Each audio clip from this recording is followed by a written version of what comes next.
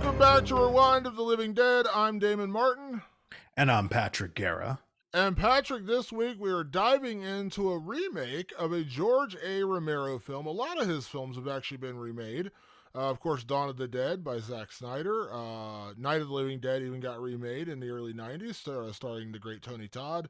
And now we're talking about the Crazies, kind of a lesser known Romero film, not nearly as, he's iconic. He's best known, of course, for his zombie films, Dawn of the Dead, Night of the Living Dead, Day of the Dead, so on and so forth. This was a film he released in 1973 to, I would say, little fanfare, very low budget film. I think it had like a $275,000 budget, which wasn't peanuts back then, but it also wasn't a lot of money. And this is not one that really gets when you hear George Romero, you don't typically hear about the Crazies. So this is one from 2010, starring Timothy Olyphant and Breck Eisner. As I learned, Breck Eisner, the director, I learned, is the grandson of former Disney president Michael Eisner, which I had no idea about until I started doing research on this film. No shit. Yeah, Okay. yeah. Yeah, a George A. Romero remake, which George A. Romero is sort of like the Bob Dylan of horror. Like he a lot of his stuff gets covered. Which is cool actually. Yeah, and it's funny, like I think we talk about remakes a lot, like off the air. And even sometimes on the air, like maybe it's in a lost episode or something, we talk about a movie that, like, maybe in its original form didn't quite have the budget, didn't quite have the execution, and could potentially be a really good remake. In fact, to the point now that we have a category every week about should this be a sequel, a remake, or left alone. Like, we talk about horror in this context so often because horror does have to sometimes be low budget. I think that's kind of the way in the business. They don't like to spend a ton of money on horror, so they spend little and hoping to make a lot, because that's usually how horror works. Sometimes it doesn't make a lot, or sometimes the budget is just too constrained, or the production doesn't go the way it needs to go. I don't know. I didn't do a ton of research on the original, the Crazies, but George A. Romero, iconic horror director, but he does have stuff that lends itself to remakes really well. This is no exception. The Crazies. It's funny. We were just talking about the Last of Us on our last episode. We talked about the new HBO series, The Last of Us. The Crazies. This is my first time ever seeing it, giving off heavy Last of Us vibes. Don't you think? Yeah, and it's hard because in a lot of ways you could say this is a zombie-ish kind of film, a little Kinda. bit. But what I love about this, much like I love about The Last of Us, is the creativity in creating the zombies. You're not just dealing with, ravenous dead people come back to life, reanimated corpses, for lack of a better word. You're dealing with a different kind of zombie, if you want to use the word zombie. I praise The Last of Us left, all up and down that series because I wasn't familiar with the video games about using a fungal infection as a way in. I was like, whoa, this is different and really Mm-hmm. creative and cool. Like, I didn't know this. This is cool and different and totally unexpected. The Crazies is very much the same way. And by the way, we're totally going spoilers. The film's 13 years old. Uh, but this Deal with it. film dealing with a biological weapon. Now, granted, again, this is similar. This is very much taken from the 1973 film, which is this kind of speaks to the visionary that was George A. Romero. Because for you and I growing up in the 80s and early 90s, we dealt with the specter of biological weapons, especially Mm-hmm. after like Desert Storm and things like that when we were kids. Um, I don't really remember. I mean, I know it existed. I'm not gonna say it didn't exist. We know it existed in like the Vietnam War and things like that. But Oh yeah. it wasn't as prevalent, I guess, at least to this extent of biological weaponry as it is today, or even in the 90s and early 2000s. So this film, like the fact that George A. Romero made that film about a biological weapon and had the forethought to do that is genius. Which, not that I need to tell anyone that George A. Romero was a genius, but then to remake it in a modern version and make it even scarier. I mean, the way they Yeah. did this film, it was harrowing. It's truly frightening. And I'm not saying this is never a prerequisite for a great horror movie because I love the bonkers, off the wall, could never happen horror stories. Mm-hmm. But tell me, Patrick, that I'm wrong, that there is a version where this could probably actually happen, because there is some biological weapon being tested by our government or somebody else's government that 100% does something like this. Oh, I'm sure. I'm sure the rage virus is out there somewhere for all my 28 days later people. I do think that George A. Romero probably had some sort of influence from the Vietnam War. His movies are just laced with commentary, with social commentary. Agent Orange was a big deal in the Vietnam War, and it was affecting people in terrible, awful ways. I'm sure there was something to that then. Now the remake takes place in this very interesting period of horror that we often mention on here, which is sort of the mid 2000s, what we call the wasteland, the deadland, The dark days. the dark days. Yeah, there was a lot of like remakes during the time. This was one of them, and I didn't watch it. I didn't see it then. But you're talking about this is the same year as the Nightmare on Elm Street remake, which we shouldn't speak that out loud often. What are you But talking yes, about? I have no idea what you're talking about. I've never seen that film, and yeah, I don't know what you're talking about I either. refuse to believe it exists.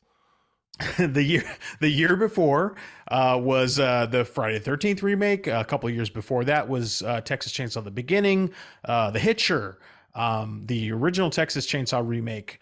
That this stuff was going on during this time. Like this was just the time to kind of rehash things. And the Crazies kind of snuck in there. And I remember the trailer very vividly. I remember seeing the trailer for the Crazies at the time. But again, during this time, I sort of did not give a shit about horror movies.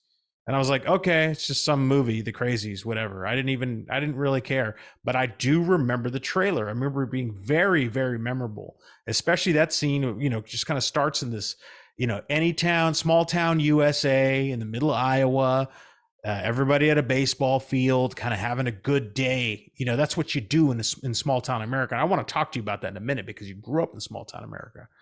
And then this guy just starts coming onto the baseball field, and the local sheriff's there to watch the game because everybody's there to watch the game because there ain't shit else to do in this little small town in Iowa. And the guy is clearly something fucked up with him, and that kicks everything off. And then there is this looming threat of a biological warfare. A military plane has crashed in a bog. Very cool scene, actually one of my favorite scenes in the movie. Them taking the boat out to the bog and seeing the plane in the water, and this stuff got into the water and it's turning people crazy. Damon, you grew up in Ohio, but and I know you've lived in bigger cities, and you currently live in one of the bigger cities in Ohio, but you grew up in that small town life. Talk a little bit about the setting that we have for the Crazies, because to me, I think that's like 90% of this is the fact that it's like Main Street USA, that it's a tiny little like one stoplight town where this takes place. Something about that setting to me it really, really works. So, a couple things. Before I talk about my own experience, let me give credit to Breck Eisner, because I read an interview with him talking about this back in 2010, and he said that the original film was took place in Evans City, Pennsylvania, which Evans City, for those that don't know, is right outside of Pittsburgh. I lived right next door, actually, literally a 5-minute drive to Evans City. The Evans City Cemetery is where they filmed Night of the Living Dead. Obviously, George Romero is from Pittsburgh, and that's where he filmed all of his Dead movies, was in and around Pittsburgh. Evans City is right outside of Pittsburgh. When you say Evans City, it sounds like it's a town. It's 5 minutes away from Pittsburgh. It's not really a small town. It's just a suburb. But you can sell it as a small town. Anyways, Breck Eisner said one of the reasons he wanted to set this film in small town Iowa is for a couple of reasons. One, because the population is, smaller, so you're dealing with a much lower scale issue here, but you're also dealing with, in Iowa in particular, he's like, one of the most frightening things about doing it in Iowa is when you're in Iowa, and I've been to Iowa. I don't know if you've ever been to Iowa, Patrick. Not Iowa, no. When you're in Iowa, I know it's a joke, and I'm not trying to offend anyone in Iowa. I hope no one in Iowa would be offended me saying this, but it is really what you hear it is. It's cornfields. It's a lot of cornfields and a lot of, it's plains. There's no hills, there's no mountains, there's no valleys. It's just flat land throughout all of Iowa. And I've driven through there. I drove through there after my senior year of high school to go on a camping vacation. It is just that. It is farmland, it is cornfields, and it is flat as hell. And he said one of the scariest things he thought about making this movie was being in a small town where you're already isolated, right? You're already isolated in a small town. To make it even scarier, though, is when you look out, you can see the vast expanse of, potentially hundreds of miles away, but there's nothing out there. Yeah. Like, and you're not seeing like a mountain you could cross to get somewhere. You're not seeing a river. You know what I mean? You're not seeing like anything on the horizon. It's just plain nothing. And he's like, that made it even that much scarier. When he said that in that interview, it's like, damn, I never thought about that. Like, you're already isolated. Now think about you're isolated. You're trying to leave. Where do you go? Yeah. Where do you go? You're just seeing nothing. Yeah, and then and they make very clear in this movie that the government is well aware that this plane has gone down, and they are well aware of what is spreading in this town, and they coordinate off. They quarantine it off. They quarantine the whole thing off. Again, very much like The Last of Us, and these townsfolk have nowhere to go. So even if they can breach that military blockade somehow, it's still a whole lot of nothing. And every now and then it'll cut to a shot of that satellite overhead. That satellite knows you're coming. That satellite knows where you're at. There's nowhere to hide. Yeah. There's no forests. There's no anything. You are just exposed. You are just where you are. There's nothing you can really do about it. And I loved the setting. And you were born in a pretty small Ohio town, right? I was. My graduating class was 88 people, Patrick. That was wow. My high school class. Mine was like 400. Yeah. So in my small hometown in Ohio, we were closer. We were 2 hours from Cincinnati, 2 hours from Columbus. So we were never like that far away from a big city or bigger. For some people, 2 hours is insane. They're like, what? Yeah, that's wild. But there's also like I've been to Wyoming and Montana where you're like 10 hours away from anything of any remote whatever. Like you're 200 miles away from civilization. 2 hours doesn't sound all that bad. So yeah, we're 2 hours away, but so where I was at in the small town was very much that one stoplight kind of town. That's grown up a little bit there, where there's a little bit more from when I grew up there. But yeah, it was that. And everyone knew everyone knew everyone's business. You just knew there was it was that. It was a very small town. So like what you see in this film, if you never lived in a small town, is way accurate, like creepily accurate. Like when you go to the baseball game, ours was Friday night football games.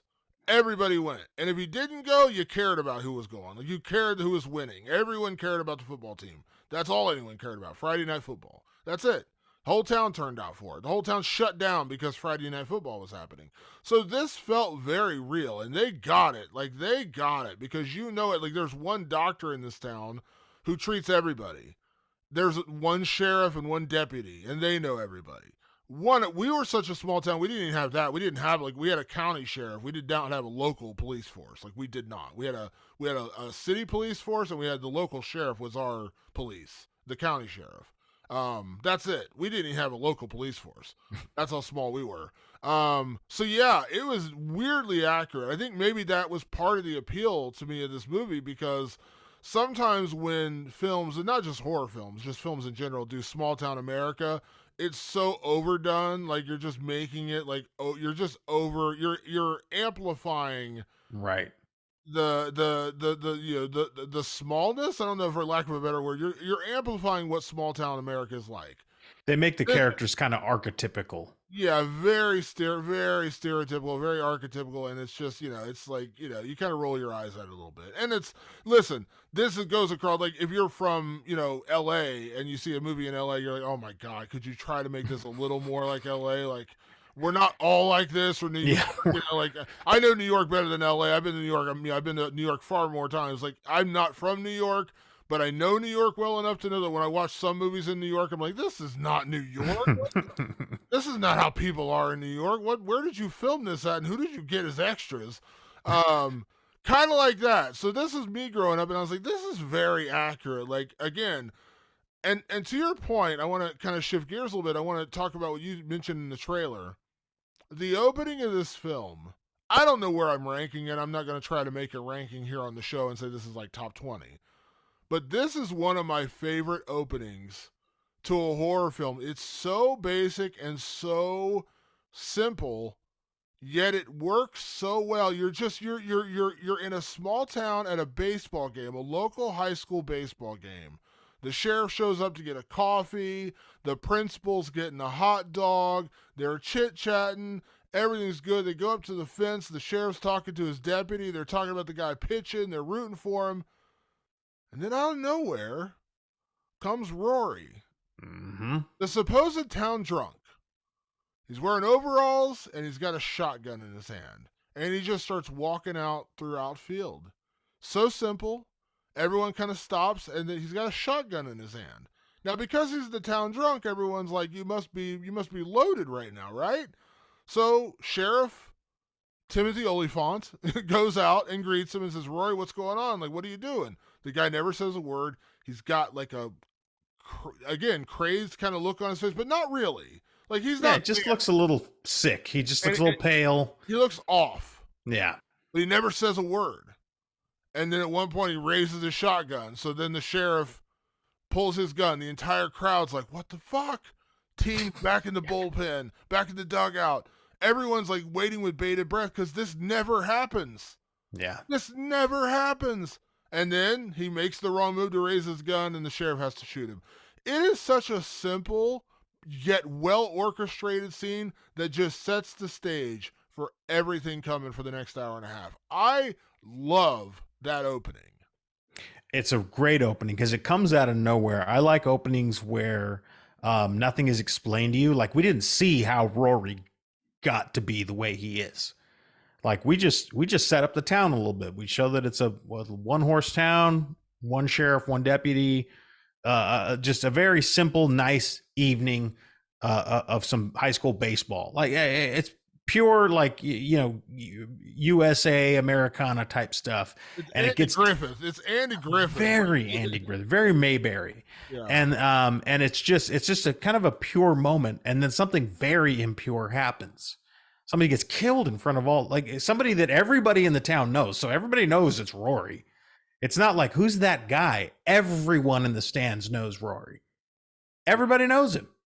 And they watch the sheriff fucking shoot him in the head and kill him. Yeah. And it's like insane, just on its head, just what that is. No one knows that there's a sickness going on. You just know that Rory was acting weird, and they just chalk it up to, well, I guess he must have fell off the wagon. He must be drunk again. And his wife comes around. She goes, he was clean. He hasn't drank in what, 2 years, something like that. She says something like that. He hasn't touched the stuff. So then that's the kind of hint that something's off. And then, much like in the original movie, like, there's just people acting strange. And I noticed in this iteration, I don't remember it from the original too well, and I don't know if we'll talk much about the original because I've only really seen it in bits and pieces. But I did notice that it seems to be the men who really start to act aggressive. You do get some females acting aggressive later on, but it does seem to be affecting the men in a way that is kind of scary. You're like, okay, the women like might be in pigtails riding a bike singing a song, and it looks unwholesome. Something looks off, but they don't seem terribly threatening. The guys will just give you this fucking 1,000-yard stare, and they'll just start whacking stuff like with their club, and you're like, man, something fucking wrong here. And it creates this air of like something is spreading, something is coming. And again, when you set it up with that pure little small town USA baseball moment, you feel for these people. You go, man, this is kind of like a helpless little bunch. They got one gun, clearly. You know what I mean? I mean, I'm sure there's plenty of people with guns in this town, but it's not like a reinforced place. They're vulnerable. And when you see that it's infecting the people, and then you find out that it's airborne, it's an illness that pretty much anyone can get, the town seems doomed. And so you just go through this movie going like, can anyone even make it out of this? And I feel like all the way up to the last minute, I'm not quite sure of that. So I like this movie all the way through, but the first half hour of this film is one of my favorite setups for a horror film ever, because the way they escalate things so well, from the initial shooting in the baseball field to the sheriff realizing that Rory, the guy he shot, wasn't drunk when the blood alcohol test comes back, and he's feeling guilty about that. He has to he's confronted by his wife and kid in the funeral parlor, and he's feeling guilty about it because he finds out that the guy That wasn't. was a good moment. Um, then we have Bill and his wife's. He cut his wife brings him in, and there's something's wrong with Bill, and he looks very much like Rory. He looks kind of off, but not, he's like, kind of, again, that 1,000-yard stare, just like staring off into nothingness. And he has that really kind of cold, creepy moment where turns to the sheriff's wife, Judy, and he says, "She's fine. I'm fine. She just worries too much." And then he's kind of like somber, and she's just like, "So, any plans for the weekend?" And he goes, "I'm fine. She just worries too much." It's like a repetitive stutter. Mm-hmm. And then when Bill loses his shit and he goes full on crazy, I mean that scene is just, I mean, that is so horrific. He locks his wife and kid in a closet and then sets the entire house on fucking fire. Yeah. And it is like, oh my God. And it just continues to escalate. Then there's a great moment. By the way, that is a callback to the original. That's the first killing in the original Crazies. Yeah, I mean, oh my God, just think about that. Like, just literally burning his family alive. It's psycho. Great. Yeah. And then you see the escalation from the sheriff where he figures out like something's in the water. And he goes to the town, whatever, the town office for like the water plans, the navigation system. And he realizes that the water goes from their marsh, because it's called Ogden Marsh. It goes from their water system, and the first house it hits is Rory's house, and the second house it hits is Bill's house. It's getting closer and closer to town. He's like, something's wrong here. By the way, good police work, which we don't get a lot in horror movies. We do. Timothy Olyphant gets the award for like quality share, and he tries to stop it. He goes to the mayor's house like, we need to turn off the water, and the guy's like, we're not turning off the water. Are you nuts? The mayor is classic mayor. He is full on Jaws mayor. Classic mayor. Full on. It's July 4th. We got to make money. We're sending them back in the fucking ocean. This is whatever said that guy, the mayor. But he does it anyways. He turns off the water, and even the deputy's like, "You sure about this, chief?" And he just does it. But it's just the first half hour, the setup of this film is so brilliant. And the way they just, a little further, a little further, a little further. And then there's that great scene after they arrest Bill. They're back in the office, and he's like, "Didn't we call for backup to pick him up?" And he picks up the phone, no dial tone. Goes to the phone, internet's off. Goes outside, and everything's just gone. Empty. It is such a great setup for then the complete batshit insanity that happens seconds later. But that whole setup, that first 20, 25, 30 minutes, it's so well done, and everything hits you like a ton of bricks, and they continue to escalate in such a way that when everything really does go wild, the whole movie is well done. And I'm not saying this is like a lesson for movies, but if you're gonna do something like this, study how the Crazies escalates it and sets it up brilliantly to get you ready for what's to come. I know it sounds so simple, Patrick, but you'd be marveled at how many movies go from step 1 to step 10 and forget about 2, 3, 4, 5, 6. You know what I mean? Like, they just forget about everything else. This movie takes you 1, 2, 3, 4, and by the time you get to that half hour in, you are cranked up to 10. But you didn't miss anything along the way. Well, it is simple storytelling, because very often when you and I are talking about a movie we love on here, it's almost always because it was simply told. You don't have to overcomplicate something. This is a little off topic, but I just took the kids to go see Shazam 2. Fun movie, but maybe a little overcomplicated. Like, it was like there was a lot of things, a lot of moving parts. These parts are simple, and they move quickly and efficiently. And each part is moving towards another stage of dread. Super important. So every little thing that happens is getting worse and worse and worse and worse, despite the fact that your characters are doing all the right things. We got, like we said right just a minute ago, we got a smart sheriff for once in a fucking movie. I mean, boy, you can't get it in a modern Halloween movie. You can't get a smart cop. You get a smart Sheriff David, who's out there making all the right choices, but every time he makes the right choice, something else is in the way, something else is going wrong. And then when they realize that the military has completely cordoned off Ogden Marsh and no one's getting out, and now the town is like freaking the fuck out. Okay. And by the way, this is a small town USA. They're not too kind on big government coming in and saying you can't go anywhere. So they don't exactly just lay down and do it. They might get their shotguns. They might they might get their pickup trucks and bust through a fence or something like that. They fight back, and it creates an incredible amount of chaos. And also, that second half of the movie, you realize, oh shit, a lot of people are sick. A lot of people are sick with the crazies, and it's going to be a problem. And as you are trying to escape, you run into more crazies and more crazies and more crazies. And it's not, another thing I liked about what they did here is that they don't define exactly what it does to you. It kind of affects everybody differently. That's what I was talking about earlier when I noticed the women behave a little bit different when they're crazy as opposed to the men. They all eventually show signs of aggression, but even like their sense of lucidity is different.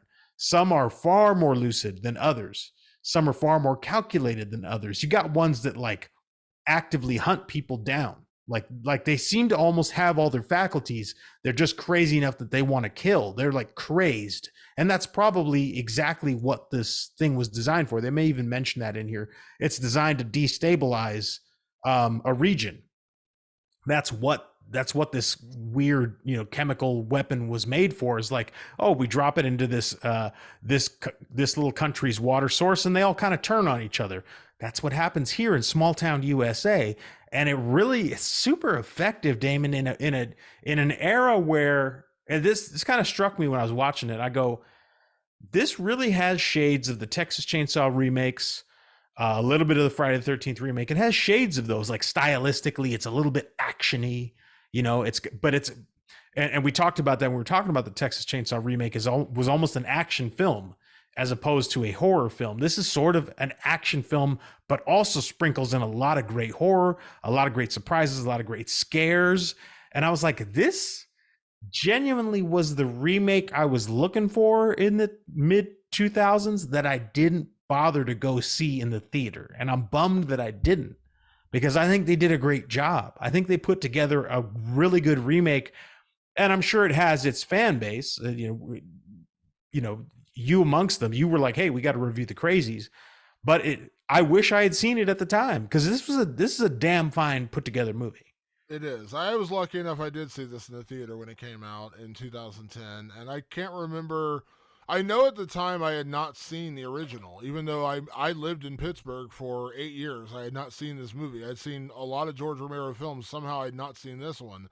And when it came out, I went and saw this. Then I saw the original. Now the original's not bad. It's not a bad film by any stretch of the imagination. It's just obviously a much lower budget, affair. And also they do spend a lot of time focused on both the victims and the military. The military plays a much bigger role in George A. Romero's film than it does here. Now the military is present, but the military, except for the one guy we meet about 3/4 of the way through the film who's trying to get out of town, and he's the one who kind of reveals what actually is happening with this chemical biological weapon called Trixie, which is the same name they use in the original. He's really the only face of a military we see. Everything else are people wearing these big hazmat suits, looking like they're extras for Breaking Bad. So they're very nameless, faceless, group, and that kind of makes them that much scarier. And there's, I'm sure there's some social commentary there about Big Brother. Government's this overarching beast that you don't really see a face to the name and all that kind of stuff. And they're creating a mess that they're inflicting on their own people. They're creating a mess and then making that mess even worse when they actually get there to try to clean up the mess they made. That does sound a lot like government sometimes. But I think that's what made it that much scarier, because again, there's this we really see the face of two government agents. One is the guy in the truck who gets his truck flipped over when we can kind of tell that Russell, the deputy, starting to go mad a little bit. And then earlier in the film, when they're in a barn, they capture one of the soldiers and they take his mask off. And that is a great scene as well, because that scene is the guy is just like, am I going to die? Am I going to die? And they're like, what are you talking about? Because it's not that kind of virus. It's in the water. You know what I mean? It's like that Yeah. kind of a virus. But even he's like, he's clueless. He has no idea why they're there. He doesn't Mhm. know that there's like a biological weapon being dropped in there. He just knows wear your gas mask and kill people. And like that's terrifying. Like imagine Mhm. it looks like a 19-year-old kid being sent into American soil to like stomp out a freaking town. Uh, Yeah. it's just there is social commentary, but the great thing about it is it's not overarching social commentary. Like you don't it's not pressing down on you if you don't see it. Some Yeah, people I don't think don't. it. I don't think it like specific because like that would have been more like the Iraq War, Yeah. right around that time. It doesn't even feel like it's necessarily a commentary on the Iraq War It necessarily, but there's you can see the parallels in a very subtle way. Yeah, and some people don't want that. And that's fine. I get it. Like I said, I'm all about escapism with films. I get it. Sometimes I get a little bit with films where I'm like, oh my God, could you beat me over the head any harder with what you're trying to tell me? This film is subtle in the way it does it. But Mhm. again, you're right. This film does feel like an action film. At certain times, there's car chases and things like that to kind of give it a little bit of that action feel. But everything in this movie leads to horrific moments. Like even when the government initially intervenes and separates everyone, and they're trying to test everyone who's sick, who's not, who's got a fever, who's not. That even transforms into one of the most terrifying scenes in the film when the government gets overrun by the crazies and they're just like, "We're out, fuck off, we're missing out," and they just leave it to fall to shit. And then the crazies really go crazy. Like there's that harrowing scene in the hospital where they strap down everyone they believe is infected, and then one infected person, being the principal of this high school, comes in with a freaking pitchfork and just starts stabbing people to death. That's a terrifying scene. Like everything just continues to escalate and grow bigger and scarier, and the action set pieces are done in a way that leads to more horror. Every action set piece leads to another horrific event. So unlike the Texas Chainsaw Massacre remake, which we didn't hate, we just I didn't love it. I didn't think it was bad, but we didn't. It's also got to stand up against one of the best horror films, best films ever made. And Period. that's also, let me get to this point before we get to categories.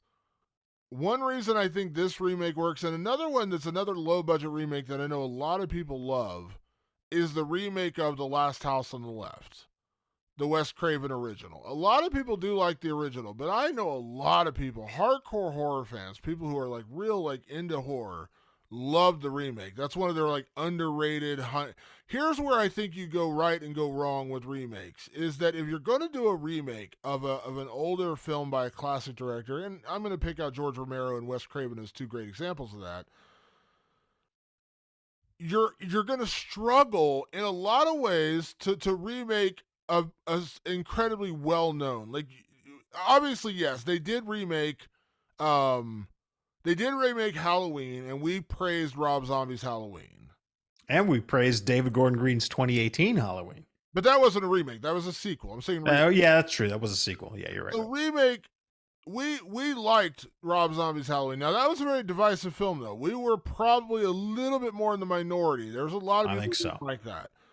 So I'm talking about the big picture, right? The big picture, I would say, maybe, I don't think people universally hate it. I'd say it's like a maybe, what, 60-40 split. 60 people are like, Probably that. I don't want a Halloween remake, and 40% like, yeah, it's pretty good. That's still overwhelmingly people saying we don't need this remake. And I think part of that, it's ingrained in you because you love the original. The original's great. The original Halloween's a classic. It's one of the greatest horror films. I mean, when you look at any greatest horror film list ever, that's always on the list. It was basically the grandfather to the slasher film. Even though it wasn't the first slasher, it was one of the films that exploded the slasher genre. But there is a version you can remake the smaller films, like Last House on the Left, like The Crazies, where they're not real well known. You can take the idea, Hmm. spin it, and make it better. Now, again, there is a remake like Dawn of the Dead, which is one of the greatest horror films ever, the original George A. Romero. When you redo it as a remake, you don't try to redo it. It took place in a mall. That's it. And it's a zombie apocalypse. There's nothing else really similar between Zack Snyder's film and the George A. Romero original, and I love both. I Yeah. love the Dawn of the Dead remake, one of the best remakes ever, and I love the original.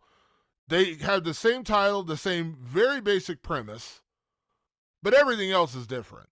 Mm-hmm. You know, this film is similar, but I guarantee you the vast majority of people who saw the Crazies probably hadn't seen the original. And there's probably, I would say, the same thing with Last House on the Left. Like, I have no idea what that was. Because they took an idea that was good and they tried to make it good, but not necessarily better, just slightly different. Up the ante, up the budget, obviously, bring in, good A-list actors and make a better version of that. I guess what I'm getting at is it's easier to remake a film from a classic director that isn't their classic film. Like I Yeah. know there's talk right now about them redoing Escape from New York, which is the team from Radio Silence, the team that Mm-hmm. does the new Scream. Now, part of me, not to get off on a tangent here, Patrick, part of me is like, it depends on how you do it, because if you're making it a Yeah. sequel and you're gonna get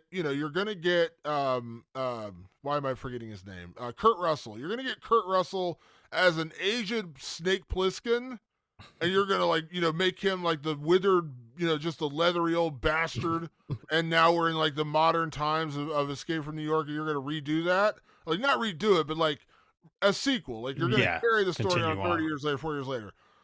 I'm kind of into that. Yeah, I'm into But it. if you're gonna hire, I'm trying to think of like I'm not, I don't want to insult like a decent actor, but I'm just trying to think like somebody who gets, Let's hire Zac Efron. yeah, or it's gonna be like, here's Tom Holland as Snake Plissken. I'm like, I like Tom Tom Holland. I love Tom Holland. By I the way, love Tom Holland. Totally love Tom You're Holland. not Snake, but like Tom Holland is Snake Plissken. I'm like, no, that's what I don't Eminem. want. Yeah. Eminem is back. Yeah, just like Yeah. just like, come on. So like I said, there's a version where you can do it, but Escape from New York is a very beloved cult favorite. You know what I mean? Yeah. You could read and like, but there are this, like, I think there is. I would actually love for them to remake and do it and not. I love the original. I absolutely adore the original. It's actually, I got a poster in front of me with it. But you could remake Prince of Darkness, a John Carpenter film, which is very low budget, didn't get big numbers.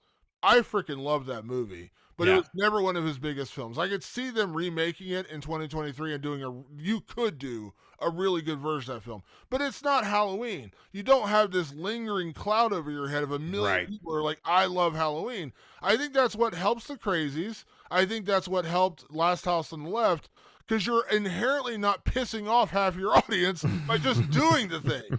Like, you're not just pissing off half of your audience by, we remade this thing that you already love. Right. And I'm Yeah. not saying it can't be done. Dawn of the Dead is a great example of how it can be done. And it was a But blast of a time. Yeah. it is. But you and I know that I guarantee you at least a fourth, maybe a third. Maybe I'm being a little bit, a third. A third of the audience of the people who said they hated the Rob Zombie Halloween went in hating it. They didn't even. Yeah. They were ready to hate it. Just the idea of it. The idea. So that's what I'm saying. Like, you've already pissed off a big part of your audience just by redoing a thing. You're already kind of doomed to fail. So why not remake something that is good, but can be, I don't want to say improved upon, because I don't want to shit on George A. Romero. The guy's a legend, one of my favorite horror directors ever. But I'm saying he didn't have the means or the budget to make a better film in 1973. When they remade it all these years later in 2010, they had the means, they had the story, they improved upon it in little ways, like taking the military aspect out and just focusing on the townspeople. Great cast: Timothy Olyphant, Joe Anderson, Rhoda Mitchell. Good cast: Danielle Panabaker, who's in The Flash. And they just kind of twisted and made it better. And again, they didn't have that overarching, they didn't have that fucking shadow hanging over their head, that No. cloud hanging over their head. You're trying to remake Halloween, or you're trying to remake, Escape from New York.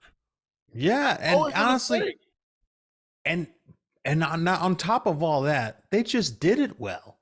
They made good choices. They boiled this thing down. They didn't talk you to death. Like a lot of films, I think a lot of remakes tend to like over explain something because there's some guy at the studio going, they're not going to understand if we don't say this or we don't say these words.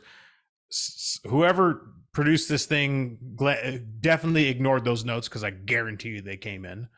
Um, they just executed this thing well. It's a weird diamond in the rough from that era. I mean, I'm talking about an era where there were exactly the problem you're discussing. There were remakes of the major classics of Texas Chainsaw, Friday the 13th, and Nightmare on Elm Street all came out in that time. And I think they all came out to pretty mixed reviews overall. Some people loved them. Some people, I haven't found anyone who's like the Nightmare on Elm Street remake yet. This is a diamond in the rough during that weird dark age time of horror where it's like this is worth your time. This is worth sitting down and enjoying. I loved it. I my first time watching it for this podcast, and I was like, yeah, it's pretty sick. Yeah, really well done. All right, let's get into our categories. We do have a lot to get through here. With our categories, we're going to kick things off as we do each and every week here on the show with Best Performance. And this is a smaller cast. Also, let me give credit, this is not going to be my best performance, Patrick. Okay, so you and I both know when you do like a zombie-ish kind of movie or a psychopath movie, like 28 Days Later is a good example. They're kind of zombies, they're rage monsters, whatever you want to call them. A different spin, which we praise The Last of Us as well, the way they did those zombies, quote unquote. Um, the people they cast in like the major crazies roles, like the people who actually like are the main, not just the people like rampaging through the fences, like the people who are actually seen on screen. Man, they do a great job. They really did kill it with like this just dead-eyed stare and just maniacal killing machines. Like they really do it well. Every single crazy in this movie is great. So I want to give credit where credit's due to the casting and of course director Breck Eisner. But for best performance, Patrick, who you got in the Crazies? My best performance goes to one of the supporting roles, and that is Joe Anderson as he played Deputy Russell. Now, again, we talked about this earlier in the show. This is a tiny town, one sheriff, one deputy. Joe Anderson, I remember him from a movie called The Gray. Do you ever see that movie? The one with Liam Neeson, yeah. Liam Neeson, they're being stalked by wolves somewhere in the Yukon or wherever they are, and Joe Anderson's in that movie as well. He did a great job. He's given a really great role here to chew on. This had I got to imagine that Joe Anderson somewhere if you asked him what's one of your best roles, he'd probably point to the Crazies. I think they gave him, first of all, a great arc, which is like he is just sort of a small town blue collar deputy. He's there to follow orders from the cool headed sheriff. And as the shit hits the fan, he's the guy you can rely on. He is that good side gun to have. He backs up the sheriff in all the right ways. And then at some point we hit this situation where we're going, I think Deputy Russell might be infected. It's really hard to tell. And that's why I gave Joe Anderson the best performance, because he actually plays it in a way that allows you to be not 100% sure. He does seem at that point where they're starting to question him, he's acting aggressive, but he's acting aggressive because shit has really hit the fan. I might act that level of aggressive in a situation like that, where you start to kind of get over it. You're like, dude, I can't trust anybody in front of us. We should probably just shoot anybody who comes anywhere near us. I'm like your anger levels, your emotional levels are going to start to fluctuate because you're dealing with some intense, immediate trauma. And he was playing that really well up until the point where we finally give in and realize, oh, he is sick. And then he sacrifices himself for that team because he knows, like, I'm dead to rights no matter what. So let me go out there and run interference with these military people so you two can get out of here. So he also plays the hero in the end. Well, that takes acting chops to sell that whole arc, to sell that entire evolution. And Joe Anderson does it to a T in this film. He's so really good, and I probably would name him best performance, but I don't like to double up here. But I will agree, he was incredible. Again, we talk about escalation. He's great in the way he escalates from being kind of like the kind of dopey sidekick, sheriff's deputy, to being like like you can see him like gradually kind of getting more aggressive and rage filled. Like there's that great scene with the truck or the SUV with the government agent. He chucks out the spikes in the road and he like celebrates and he's like, woo! Yeah. And then he shoots the guy dead, and he's like, "You talk to him." Like you can see in that moment, like he's got it. He's infected. He's drank the water, and whatever. But even then, like he's still like you're kind of like rooting for him a little bit because he's still doing everything that you would probably do in that situation.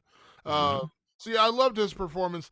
For me, I struggled a little bit because I was almost, I was almost going to give credit because I mentioned the Crazies who do such a great job. I almost went for, and kind of like just to go on a different, a different direction here. I almost went with Brett Rickaby as Bill because he was Hmm. very creepy as like the guy who's like oh, she worries about me, she's fussing over nothing or whatever, and then he burns his family alive, and then he has that great scene in the jail where he's like super infected and Oh he's yeah. running after them. He's actually really good. I almost gave it there just to kind of like go in a different direction, but I ended up going with kind of the more obvious pick, and I think I've mentioned, I don't know if I've ever mentioned on this show before. I know I've mentioned it in conversation and through my website Nerdcore Movement. Timothy Olyphant. I am a huge Timothy Olyphant fan. I love that dude. He's an incredible actor. I've loved him in pretty much everything he's ever done. I loved him in Go, which is a great movie, very underrated movie, very Quentin Tarantino rip-offish movie from Doug Liman. I love Justified. I loved that series. Absolutely loved it.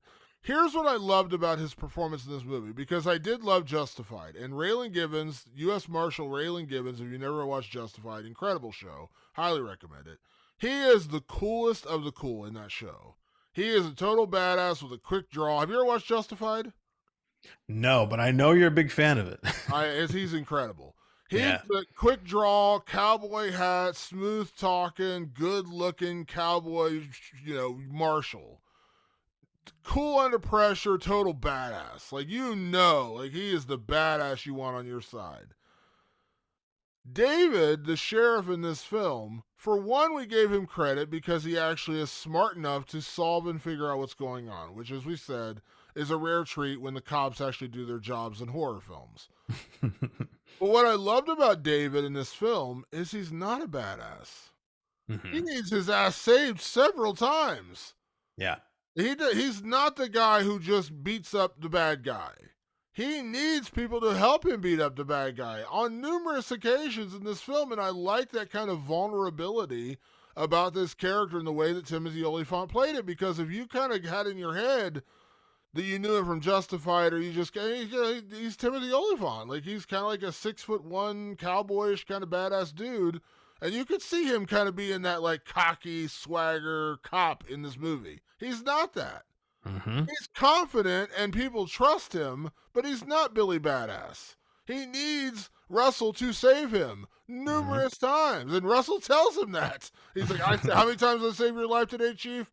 It's just, I love that. I love that vulnerability in this role, because while he is the smartest guy in the room, he's not the toughest guy, and we see that proven numerous times. And I like that he's a sheriff, a smart sheriff, but he's not some like overpowering John Wick badass where he's going to grab 6 guns and go out into a field and just shoot down the crazies. And again, we always talk about, there's a version of this movie, there's 100% another version of this movie where he's fucking Rambo, and Yeah. he's like this badass leader sheriff guy, and he turns into fucking Daryl Dixon from The Walking Dead, who can't be killed. He's got crossbows and 18 knives, and you know what? He's not that character, and I love that.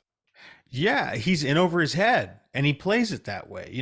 And he plays it right down the middle, which is kind of like Timothy Olyphant is sort of a very reliable actor. Like you can bring him in, and you know that the audience is going to trust him to make the right decisions, and he does, and sometimes he fails because let's be honest, he didn't train for this shit.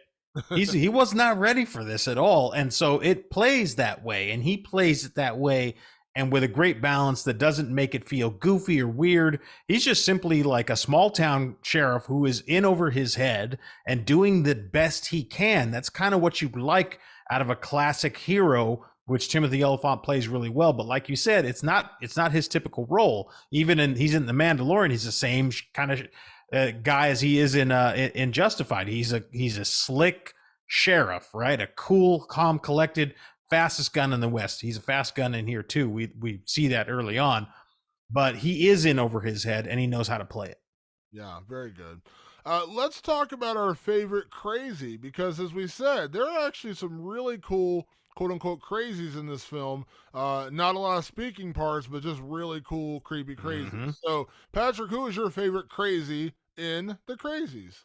Yeah, I love what they did with the Crazies here, which is they basically kind of moved you into one horror set piece after the other, where you kind of feature one good crazy or maybe two or a small group. You never kind of sometimes you would encounter a horde, but not very much. This is sort of about being face to face with somebody who is clearly off their rocker. And I gave it to the crazy coroner. There's a great scene where there's all these dead bodies in the coroner's office, and the coroner, I mean, he's channeling some Gunnar Hansen.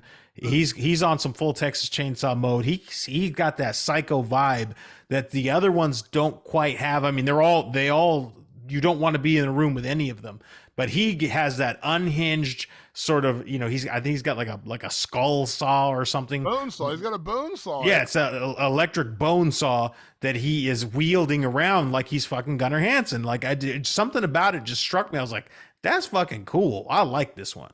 Yeah, I like it. Anytime you're dealing with like, there's always a little bit like kind of a connotation about being a coroner or or an undertaker, whatever you want to call it. Yeah, And he plays it really, really well. And that's actually that's like kind of the moment when you really realize like how serious things are. Because up to yeah, that point, everything else just kind of looks like people just like doing weird off the ball kind of things and doing really psychopathic things, but not quite crazy, if that makes any sense.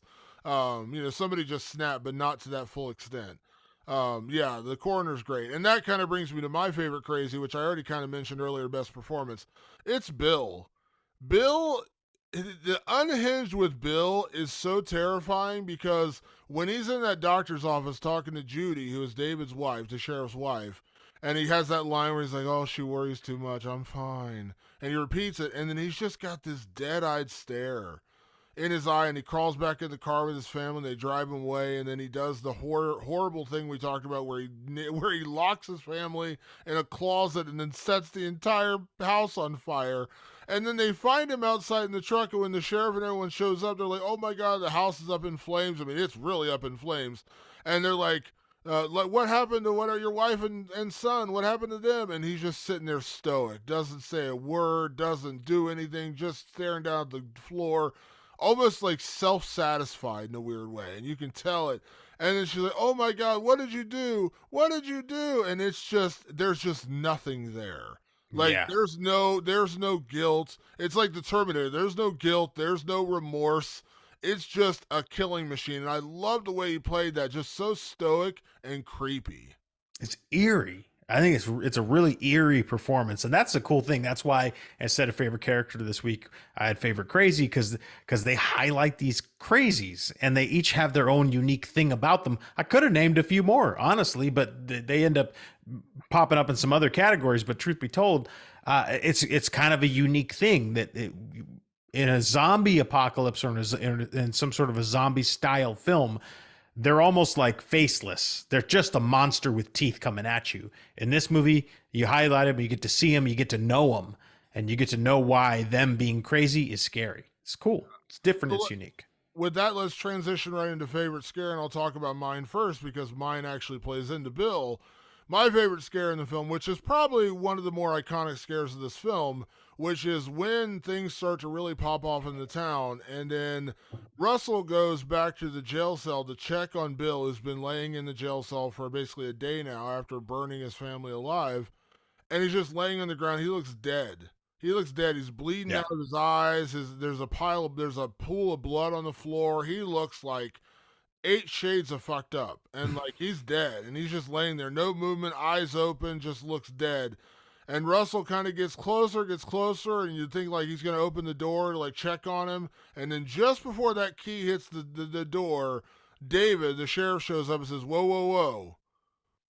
And then the guy just bursts out of nowhere, jumps up, and he's trying to claw through the bars in the cell. It is so well done and such a visceral feeling because, like, again, I say this all the time, Patrick, when we talk about like the simplicity of it. Sometimes the most effective scares are the ones you see coming. When you're Hmm. just, this guy's gonna pop up, but it works so well when he does, and you're like, oh, it's still jarring. I always say that, like, even though you know it's coming, it still works. it's the way he pops up too. I mean, it's got his goddamn WWE Undertaker. I mean, he's laying flat, dead corpse, and then he is fully upright and attacking you the next second. Like it's such a jarring from 0 to 60. So one of the, it is probably the most effective scare in the whole movie. Mine's a little more subdued. I went with what I called short order cook. So near the tail end of the movie, you've got Sheriff David and his wife Judy, and they're edging their way out of this town, and they're getting out by the skin of their teeth, and they have sort of ended up in the wolves' den. This group of kind of hunters that the sheriff actually had to chase away a while back. Well, now those hunters are definitely infected, and they definitely got a taste for blood, and they've just been killing people and piling them up in this little area. They've kind of been saving them. They're kind of creepy like that. um, Judy is in this diner, and they're trying to find their way out, and things seem safe enough. And I just this is more of a creepy scare than like a jump scare. As she kind of is moving through the diner, she stands kind of where the waitress would typically stand at the bar to take an order, and behind her in the deep in the kitchen is a guy standing there, one of those fucking hunters. And there was just something so fucking creepy about it. I was like, damn, that's like a chilling scare. That's like one of those ones where like, oh, that's fucked. And you've established up to that point that you don't want to run into these particular crazies, and there's one in the room with her. It's really well done because it happens in such a jarring way because she's like drinking a bottle of water with her back turned to it. Yep. That's what makes it that much Yeah, scarier. you see it before she does. And she just sees a shadow. You don't even know for sure who it is or what it is. You just see the shadow outline of a person. And you know it's not good. Like, you know there's no way this is going to be like their neighbor being like, hey, we're great. How are you? Come over for some pie. Talk about subversion. Everything's cool. Yeah, you know it's not that. So, yeah, that's a really good one because you're like, oh, look behind you. Look behind you. Whoop. Look behind They're you. right fucking there. Yeah, and it's really well done. And it like I said, it hits 11 in a hurry on that one. So it's a really effective scare. I like that one too. Very subdued, but also very effective. Let's talk about best kill because there are a lot of kills in this movie, and there are a lot of people gruesome kills in this movie. So, Patrick, what was your best kill in the Crazies? My best kill in the Crazies goes to Peggy getting killed by, it was the sheriff, right? Sheriff killed her. Yeah, sheriff. Yep. Yeah. So again, late in the movie, a storyline kind of comes back around. Early on, the very first person to die was Roy, right? Rory. And his wife Peggy and her son were understandably very upset with the sheriff. They confronted him at the funeral home. She slaps him in the face. It's actually a really great scene. And they kind of leave it at that. Like, they're understandably upset with him, and he's upset with the situation. Well, later down the line, when he's almost out of here, I think they're going to their home, to David and Judy's home, and Peggy and her son are there, and now they're crazy. So they have a bone. They still have a bone to pick, and that's the interesting thing about the Peggy is far more lucid than the typical man who's crazy that you run into. She has motive. She's still mad about Rory dying, but now she's crazy. Now she's willing to kill him. And she manages to get a knife, or it's either her or the son. I can't remember who does it. I believe it's Peggy. She has like a steak knife. It's like and she knifes the sheriff right through the hand, and it's a great moment. You're like, oh shit, that's crazy. Well, Peggy gets killed because the sheriff, being a very he's an ingenious guy. He knows how to think on his feet. He takes that knife and just hits her neck with it in a very creative neck knife kill, because he's killing her with his hand, because his hand has a knife in it that she put in it. And I was like, well, that's fucking clever. I don't see that every day in a fucking, I've seen a billion knife kills at this point. It's getting to be old hat. That's one I haven't seen before. He literally has to, the knife goes through his hand and gets stabbed into the ground. So it's like nailed him to the ground. Yeah. To rip his hand up from the baseboard to the floor and then stab her in the neck with the knife that's still through his hand. Yeah. It's so gnarly and very creative. And that's probably got to be one of the most creative ways to kill a person. That was a good one. Yeah, I like that. So my favorite kill, because this film is very gory, and there's a lot of gore and a lot of blood in this film, I'm actually going to go with one of the not bloody kills. And it was just a Ooh. fun, really creative, and also jarring how quickly it happens. At one point in the movie, and this is after the house actually, after the stabbing in the hand and everything, Judy, David, Russell, and a girl named Becca who works in the doctor's office. Judy's the doctor. She works in her office as like a nurse, receptionist, whatever. They're all in the car and they get into the old sheriff car and they're trying to get out of town. It's one of the only cars still running because the government, when they came in there, they disabled all the cars so you can't get out. They don't want anyone escaping. So they find this car and as they're driving, they see a helicopter overhead and they're like, oh shit, we got to get out of here. This helicopter's tracking us. So they whip into a car wash. Now, the car wash I'll revisit a little later in another category. But we realize while they're in the car wash, they're not alone. And the crazies attack the car, and it's just fucking mayhem. Breaking windows, whatever. And they break through the front window, they fight them off, they shoot a couple of them, and just when you think it's safe, there's a really gnarly and just like holy shit kill when one of the crazies wraps around the back of the car and just grabs a hose and wraps it around Becca's neck. And because the car's driving, it just yanks her the fuck out of the car. And literally, she hangs to death in that moment. Yeah. Snaps her neck or... Yeah, I think I looked like it might have snapped her neck. Just the jarring effect. Like the car's driving out. He's trying to race out of there because these people are attacking them. So he tries to race out of her. By racing, he pulls her out of the car because the hose is around her neck and it just snaps her neck and kills her. I thought that was so creative and such a cool, different way to kill a person in that scene. Also jarring because you think in that moment they're getting away. And then boom, wrapped around the neck and just snap.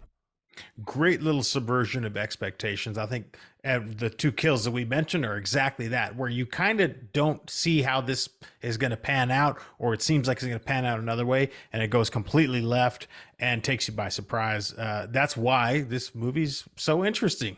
Yeah. What about best gore, Patrick? As we said, there is a lot of gore, there is a lot of blood in this film, and credit where credit's due. They use it very effectively. So, what is your best gore in the Crazies? My favorite gore is actually one of the, like, it's weird. It's not a bloody gore. It's just a fucking weird body kind of gore. And that's when they're going through the coroner's office and they can hear something. They're looking through the sheets. That's always a great thing to do. Just be pulling up sheets where corpses are. And they pull one up and sure enough, it's the priest. And someone has decided to sew the priest's eyes and mouth shut. And it's just fucking freaky. You're like, oh shit, it's creepy. Look, because he's trying. You can see him struggling to open his mouth and to open his eyes, but they're sewn shut. And it's just a fucking creepy little bit of body horror that I like. There's something about people with their mouths sewn shut that is so damn creepy. I've seen it done in a million. Well, for us, we're blabbermouths. I mean, that's our greatest horror. Beyond that, though, just like the visual of it is just so disturbing. I've seen it. I remember seeing it. Do you remember when Dee Snider did a horror film called Strangeland? Do you remember that movie from the early? No. I'm not up on my Dee Snider horror. Yeah, Dee Snider, the lead singer of Twisted Sister, did a horror film called Strangeland. The iconic cover of that DVD was the one person with the mouth sewn shut, and it's just a very jarring image. Like no matter how you cut it. So I agree that was great. My favorite gore is a little more predictable because it's a very iconic scene in the film, but it just works. And it's the scene in the high school when all the people are strapped down to the chairs and the principal comes in with a pitchfork and he just starts fucking stabbing people through the chest with the pitchfork through the bed, and you just see the blood dripping down on the floor. It's really effective, scary, and just it works. The pitchfork is a classic killing material. Jason's used it. Other people have used it. It's a classic killing material. Children of the Corn. It's a very classic horror movie weapon. But the way he used it, and it's like the shovel version of the pitchfork. It's not the big, long pitchfork. It's like the shovel version of the pitchfork. He just takes this thing, goes up, and just jams it down through your chest and through the bed, and there's blood dripping. It's just a really visceral, just heart-wrenching moment, and those kills are really harrowing. And also, I have to rewatch the film again, but I feel like in that moment there's really not much score. There's no music, so you just hear this guy dragging this Oh, that's pitchfork. Damon. That's all of what that. This is why that scene works so well. The director very wisely crafts that scene. Now, that's a very famous scene. If anybody hears the words "the Crazies," they're probably thinking of the image of the pitchfork being dragged. That dragging, and that you can hear the metal scraping against the tile floor. That sets up in your mind, the audience member, that this thing is heavy and real, and it's even digging itself into a hard tile. That's how heavy and real it is. So when he starts to use it on people, you have a frame of reference for how heavy and how real it could be. So it sells it that much more, and that great tension buildup of listening to it drag across the floor like that. That's what fucking sells that. That's what makes it so amazing. Yeah, it's great, and it's the image in the poster. I mean, it's the the pitchfork Yeah, posters. It's for just good reason. but it's so good, and it's so work, and it's just like, and because what's even scarier is because the people he's stabbing are also crazy, so they're almost not reacting. But then there's a couple of people who aren't sick, which are Becca and Judy, and he's getting closer and closer to them, and it's just a really great scene of just him, and he just plunges this fucking thing into them, and it's just, oh my god, it's so like real in that moment. Yeah, very Electric visceral. under the bed, very very good, very very good.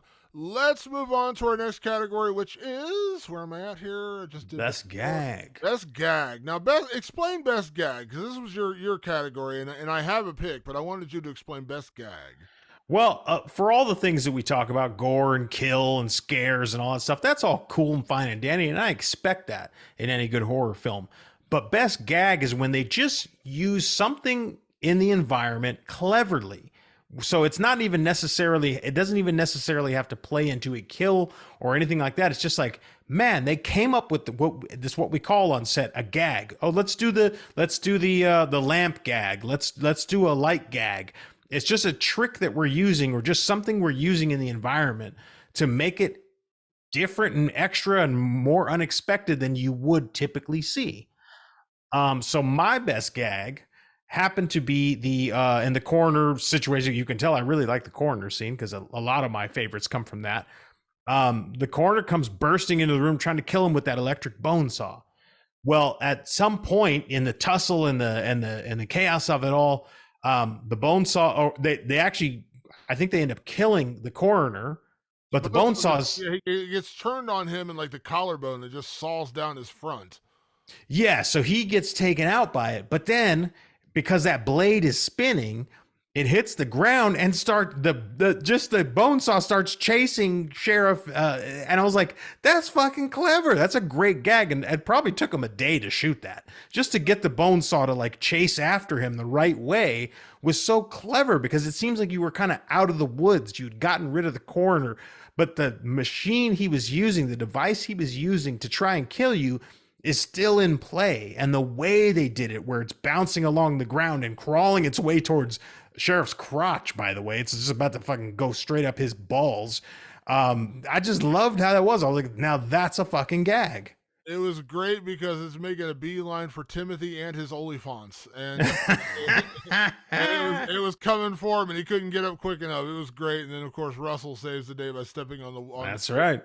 But it's a really well. So my gag is a little slightly bigger, but it's also works so well, and it goes back to my favorite kill, the car wash. The car wash is a great gag. Now, if you have ever gone to a car wash, there's something kind of weirdly relaxing about going to a car wash, where it gets kind of dark and all the soap's coming down. And we all know, we've all been to a car wash. There's something weirdly kind of relaxing about My it. kids love going through a car wash. But there's also something kind of weirdly scary, because in those moments when the suds are coming down, you can't see anything.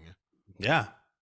And it's kind of scary. And when they do it in this film, man, it is really good. Like, there's that great moment where like Russell's firing a shotgun and his arm gets too far out, and the brush takes his freaking gun away. It's a great gag. It's just a great gag of using something that you would never imagine to be in a horror film. The car wash. It's really effective. And they use it so well. They use the soap as like the vision, so you can't see anything. They use the brushes to take away the weapon. Everything gets used in the car wash. It was a great gag, and I'm glad you put it in there, because I was like, there's my other gag. It's a fantastic fucking gag, and it's like, and seeing like the suds and soap are kind of blurring their vision. They can't quite see right, and they see those figures out there, and they're like, "Oh shit!" Like they already know they're crazies, but now that the brushes are obscuring them and kind of locking them in, and the car is stuck on the track and it can't move, and he's trying to drive away, but it's too slippery, he can't get any traction. They're utilizing the environment to create more dread, to create more tension. That's how you gag in these movies. Yeah, it's really well done. I love both of those. And also, again, not even a bone saw, obviously, is just a little bit more serious, but the way they use the bone saw and then the car wash, because Oh you would man, I not would think, have never thought of that. you not think a car wash is inherently dangerous. So it's a great way to use that.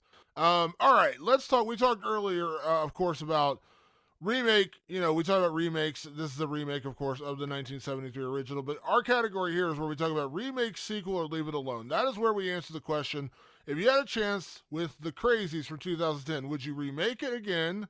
Would you sequelize it, or would you just leave it as a standalone film? So, Patrick, with the Crazies, remake, sequel, leave it alone. I think this is a great candidate for a sequel, because but you would have to you would have to continue to live on its level, to live up to its expectations, because it's a very clever outlier in that weird dark ages of horror. But because of that difficulty, part of me is just like, you know what, leave it alone, because we do a lot of sequels of zombie or apocalypse, or whatever infections that spread. I mean, 28 weeks later was the sequel to 28 days later, and it did not do quite as. And I think they had 28 months later. Like I think that they continued to sequelize that to less and less effect.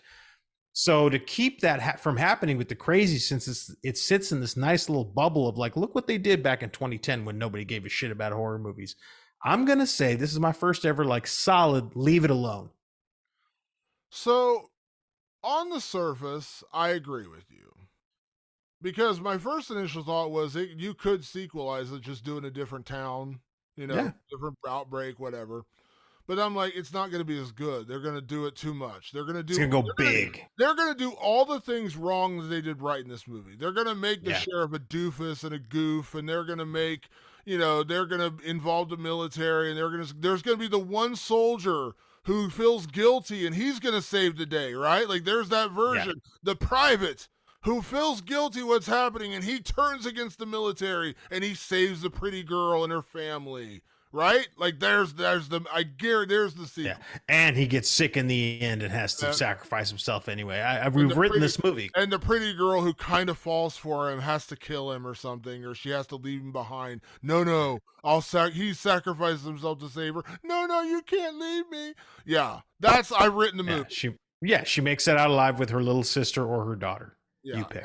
and the guy sacrifices himself to save them. There's your movie. So I'm gonna say leave it alone, but I'm gonna pitch you on one possible sequel. Okay. Imagine if Trixie, the biological weapon, infected a military base where they're Mm. making it, where they're manufacturing it. So it's Hmm. already self-contained. If you've ever been to a military base, like I don't know how much, have you ever been inside of a military Oh base? yeah. Very cordoned off. You ain't getting in, and you probably ain't getting out. So it's No. very much like a walled-off city of its own. Fences, it looks almost like a prison, except it's not. Barracks, and obviously smaller numbers depending on where you go. But there's a lot of buildings, a lot of it's a self-contained town basically in a military Hmm. base.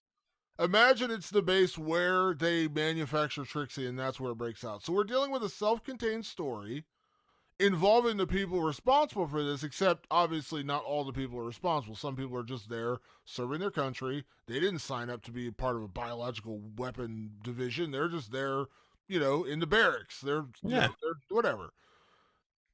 If you do it right, there's a version you can make of the Crazies of like the initial Trixie outbreak of where it's all self-contained in a military base. And I think that could be interesting because then you're dealing with the doctors who supposedly know how this thing operates, and they're like, oh shit, this isn't doing what we thought it would do, or, Hmm. some version of that. And it's not even really about saving the day. Like, it's really about, like, we fucked up. How do we stop this? I think there's a version of that you could do that would be interesting, because then you're dealing with like the people who are responsible also being, involved in this, being basically they're infected with what they tried to infect other people with. They think there's a version of that you could do that would be slightly interesting, and because you are dealing with a military base, or let's say like a military medical base, even you're dealing with a self-contained story. You're not worried necessarily about them escaping as much as will anyone just survive. I Yeah. think there's a version you could do that. There's a version you could do. I think because of the setting, it would turn into a pretty big action movie. Which would actually kind of go with what we were saying earlier, which is where it almost kind of goes too big, even though it's contained on this base. You still got just whole warehouses full of guns and explosives and tanks and fucking armored vehicles and all that shit. Like all of a sudden, it does turn into a huge action movie. And now on in some respects that could be interesting. You could play it kind of Alien and Aliens, right? Like this could be the aliens of this franchise. So you could play with it. You could do that, but I do worry that it would just kind of turn into a big old action movie as opposed to this sort of really dreadful visceral horror movie that we get with the Crazies. But that when I say that though, that's the only version of a sequel I'd want to see, because I just wouldn't want to see the Crazies in, L.A., the Crazies Right. in, Santa Monica, the Crazies in wine country. I don't need to see that. It's the same movie and it's just not going to be as good. I So kind of want the Crazies in wine country now.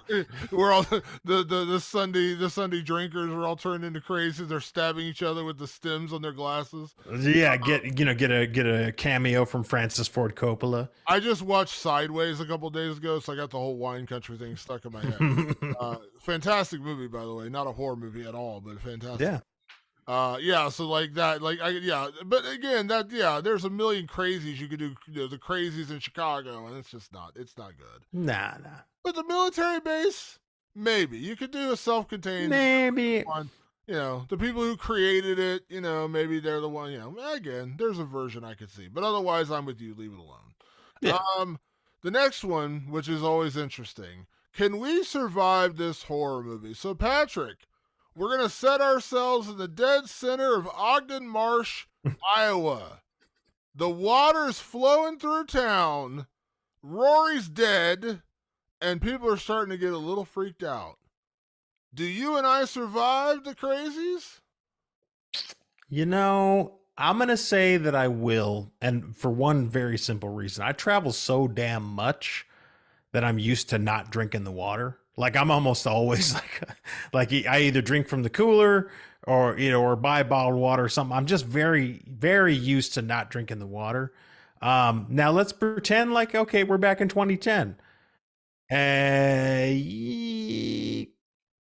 I don't know, Damon. It's really hard to say. I know that you and I in a zombie breakout, I know we're good because I know what but these are sort of like, these are still people that like they're crazed. And if they're coming at me, they're getting some. But like, I'm also like, it's not like, it's like these people might be able to be turned back. So I would be faced with like a conundrum, if you will, of just sort of like, shit, what do I do here? I think fighting back would be trickier, like on a moral level, than a typical zombie outbreak. So I'm going to go a little bit in the opposite direction, where if you're crazy, I'll kill you. I don't really skip a beat there. And I'm also with you. Whenever I travel to other places, I have a rule that I never drink the tap water, because I've had some bad experiences traveling to other places. You don't want to know what it does to our bodies, and I'm just saying it's bad. We don't need to talk about it. It's a crazy on a whole other level. Oh yeah. So I don't. So I stick to bottled water, or in this case, canned water. If you'd like to sponsor us, Liquid Death, this is currently. Oh please, Liquid Death. Let me email them. This is what I'm drinking right now. Sign on up. So that I'd be okay with. I'd be okay with that. But obviously, you take a shower, you could probably get infected, whatever, from that. Mm-hmm. Let's just say, hypothetically, we both escaped the infection. Now we're just dealing with getting out of town. I would say 99 times out of 100, I'm going to be dead, because I'm going to get caught in a firefight with the hunters, or I'm going to get, I'm not, I know me well enough that I'm not the one to turn away from a conflict. I'm going to stab someone in the neck and I'm gonna stab another guy in the neck, and then they're just gonna overwhelm me. Like, I'm not the guy. I'm Russell. I'm Russell. I'm the guy Yeah. who would be like, let's kill everybody. Let's get them. And it eventually comes back to bite you in the ass. You know what I mean? Like, it will eventually get you killed. You will eventually get shot. You will eventually get stabbed. You will eventually get the military to blow you up, whatever the case may be. That's me. So I know. Chances are I'm not surviving this. But here's what I will do. Here's how I will do for our friendship, Patrick. I'll get you out. That's what I'll do. I'll be the guy to get you out, and I'll be the one to stay behind and get sacrificed. So I know I probably won't survive because I just know me. I am the guy who would pull over the military guy and he'd be like, it was an accident, man. I'll just be like, whatever, dude. I've heard enough from you. I am Russell. So I will save you, Sheriff Patrick. I'll get you out of town with your wife and kids. I'll be the one to stay behind and get killed by the crazies. Sounds good to me, Damon. I'll take that. But hey, thanks, Damon. I got to go. At least I'm honest enough to admit. Yeah, no. In my scenario, if I'm trying to get my wife and kids out, yeah, that's gonna be priority one, definitely. You're gonna need Russell. You're gonna need a Russell. Is You're what gonna I'm need a Russell. I am Russell. I'll save you a couple times, and then I'll sacrifice myself. But I appreciate that, bud. I guarantee I'm not making out Ogden Marsh, though. I can pretty much guarantee you that. That ain't happening. All right, last category is always, Patrick. Is it scary? The Crazies. This is the first time for you. I've seen this movie dozens of times. The Crazies. Is it scary? It is scary in like a weird way, like because you're not like scared of it. It's just harrowing. It's tense. It's almost a thriller. Like really, if there was no like a fantastical element to it with this whole biological weapon thing that turns people into crazed killers, it's just sort of like a tense thriller. And sometimes that tension alone can get you. So in that respect, this is a scary movie. And not only that, got creative kills. It's got good gore.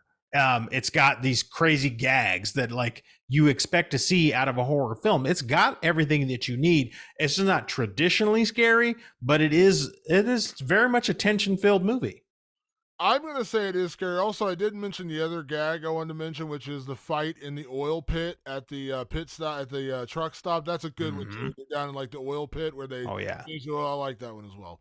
I would say it is scary because it hits a lot of different elements of scary. Because the creatures, the crazies, are kind of scary. They're creepy, crazy, wild. However you want to say it. We talked about that scene with Bill in the jail cell. The truckers who are all mad and kill the hunters who are all mad and killing people. The military is scary in this film. Like that's again very Big Brother feeling, all masked and all behind faceless kind of creature kind of things.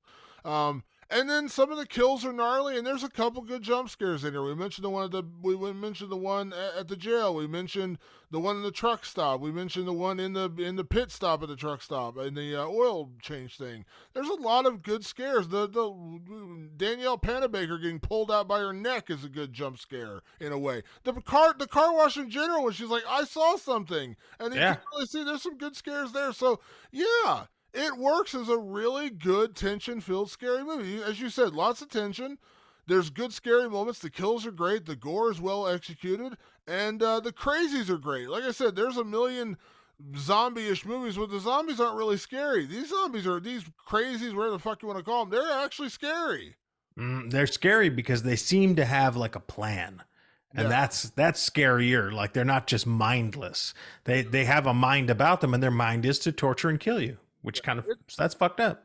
It works well. So for a 13-year-old movie, does it hold up? Absolutely. I still love it. And I'm glad you did. Because again, sometimes when we do these films, I'm always a little worried. I'm like, oh man, I love this film. I've seen it a dozen times. Is Patrick going to like it? I'm glad you did. Because this was one where I was like, I confidently picked this one thinking this is a film I feel like you would like. No, you picked good this time, man. I'm really glad that I finally got to see this movie because it does stand out in what was otherwise an unimpressive decade of horror. People, if you have not checked out The Crazies, it's on HBO Max right now as of this recording, as of the time that we put this out. You should check out The Crazies 2010. Yes, 2010. And I feel like this is a good choice because I'm also still and forever making up for picking 30 Miles from Nowhere. Yes. Which was you still have a lot of work to go. Very early podcast episode. Go back into the archives. Very early on. That was like one of our first 10 episodes or first somewhere in there. We were looking for a new movie to pick. I was like, this movie looks interesting. And we watched it. And boy, oh boy, did we not enjoy that one. It infected me with the crazies where I was like, I must kill Damon for Yeah, making so me watch this movie. yeah, that was one where it's like we're forever trying to make up for that. I'm forever trying to make up for that with Patrick It's a Young's. great episode, though. You should watch. You should Oh, it's a listen to that classic. episode. Absolute classic. Go back early days of Rewind of the Living Dead. And boy, do we go in on that one. That was that. I can only think of one other movie we've done that with, and that's Halloween Ends. Which, by the way, when you're at a horror convention, which I was at a horror convention this past weekend at Horror Hound in Cincinnati, when you're in line waiting for things, you do get. It's impossible not to eavesdrop on conversations happening around you. And I was in a line with a group, and there was people in front of me, and I actually was kicking myself because right before we left home, we were on the highway, we were like 10 minutes out, and I was like, oh man, I meant to grab my AirPods. Because I like having something to listen to. It makes the time pass quicker when you're standing in line with nothing to do. I forgot my AirPods. So I was just kind of like, people watching and eavesdropping, for lack of a better word. And some people in front of me were talking about Halloween Ends. Now, the majority of the group was like, oh my God, that movie. And then the one kid, there's always the contrarian, was like, I loved it. I thought it was brilliant. And I'm just like, I was like pulling my hair out and ready to grab like whatever I had in my bag and just hit him with it and just leave because I couldn't take it.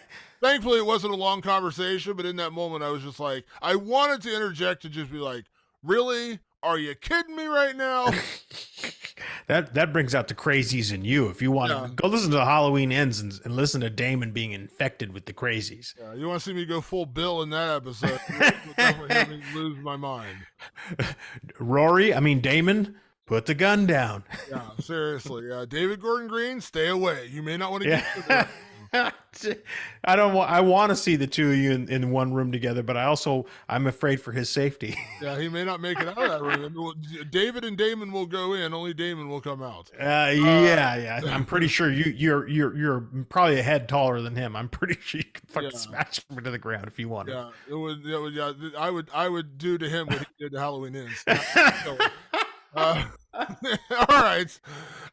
Somehow we got off on that tangent. All right, folks, that's our show for this week. We appreciate everyone tuning in. Obviously, check us out on all your favorite podcast platforms.